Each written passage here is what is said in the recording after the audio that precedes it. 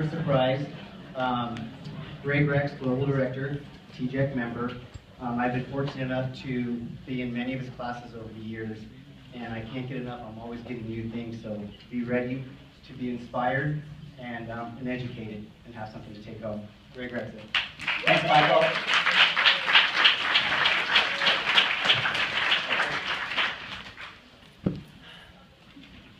Let me ask you a question. If you were to think about somebody when you were young, maybe you were a kid, even before high school, who had a major impact on your life, take a moment and try to get a picture of who that person was. We all had somebody that had an impact on us when we were young, right? Raise your hand if you've got some person in mind. Okay, just about everyone. I'm going to make a prediction. I predict that instead of that person being interesting, like Madonna or Michael Jordan, I'm going to predict that that person was interested in you.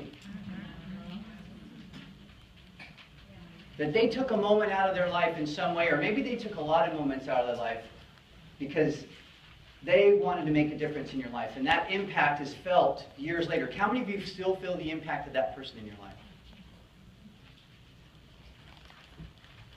So there's a big difference between being interested and being interesting. And I want to talk to you about that because that is one of the fundamental presentation dynamics that I want you to understand. A lot of times you go to a workshop or presentation and the presenter starts right off telling their story, which is sometimes appropriate. But telling your story can be mostly interesting because they're talking about who? Themselves. So what's one way that a presenter can be interesting? Raise your hand. What's one way that they can do it? Tell jokes. Tell jokes? That would be interesting, right? Yeah. They could make... Get the group involved in the beginning of the conversation.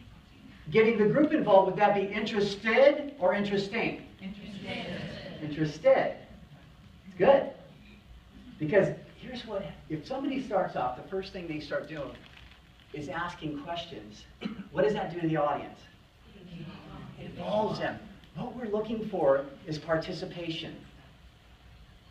Can I say something a little bit racy?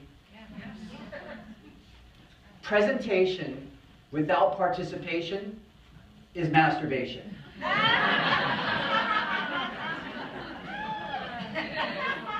How many have been to a workshop or a lecture that was blah, blah, blah, all about me, talking about what I know and how smart I am, and I'm going to teach you, and you're not engaged, and you fall asleep?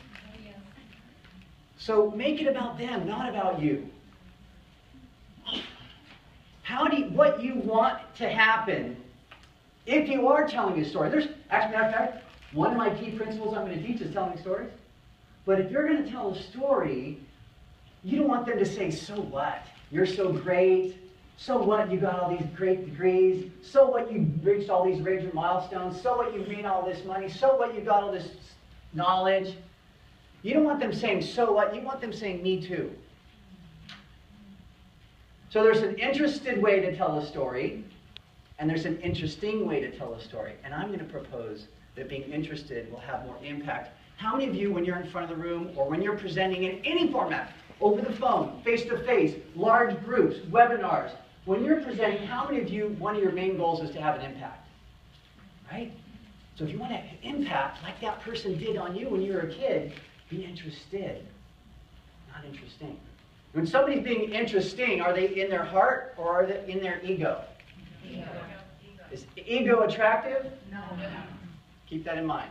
But if you do use stories, make sure you use metaphors and analogies, again, that get them to say me too. We'll talk more about that. So my goals for the day, I've got a couple of goals.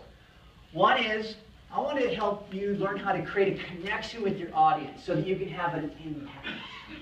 So making the connection, building rapport quickly. Number two, how to adjust your style so you can connect with more people, have a bigger impact with more people.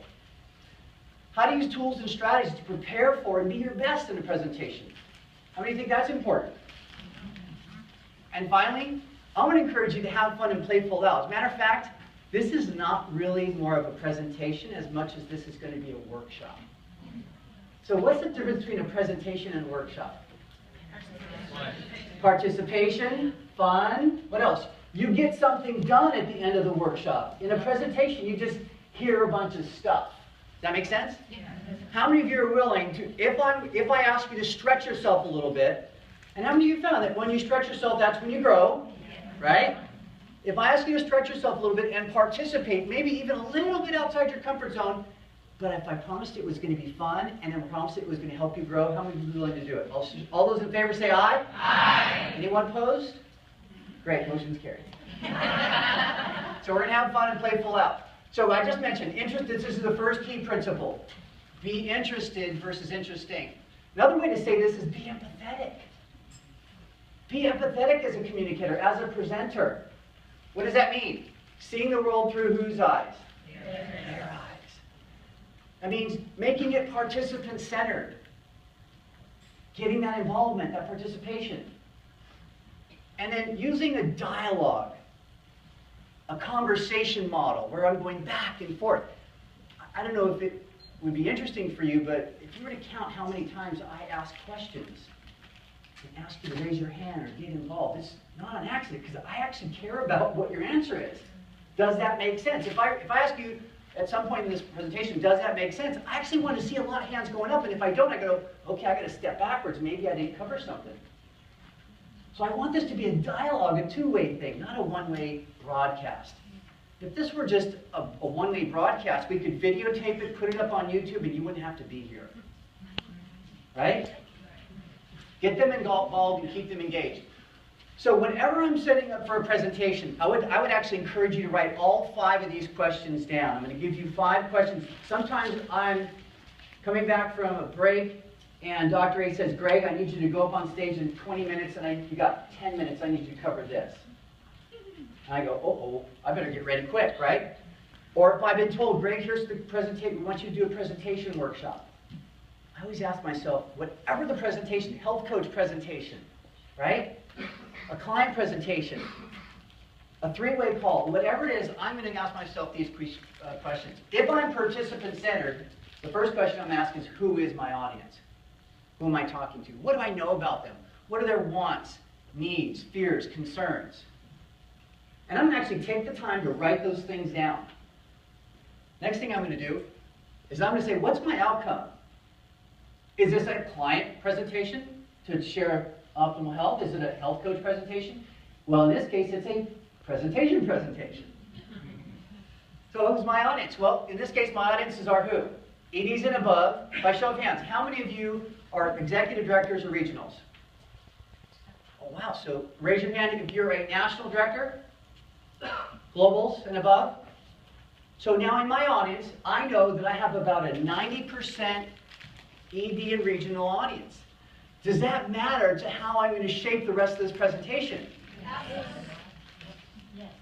So I asked the question before I go in. I actually expected it to be more like 75 to 80%, but this is awesome. So what does that person need, want, fear, concern? Are there certain fears associated with public speaking? Yes or no? Yes. I can think about those in advance and be prepared. Okay? If it's a client presentation, are there certain fears and concerns you can anticipate? Yes or no? Yes. Yeah. Because you want to walk in whose shoes? In their shoes.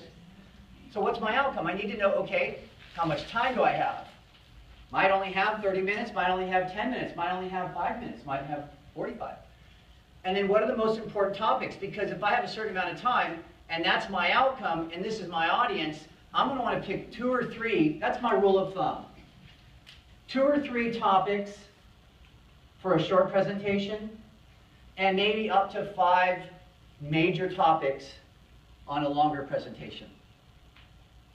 Then the final question is, what stories or metaphors or examples can I share to help them have an experience of this information? How many can agree that experience is more important than information? Right? That's what I want. I want somebody to get it. That's the goal. If I can give them a story or a metaphor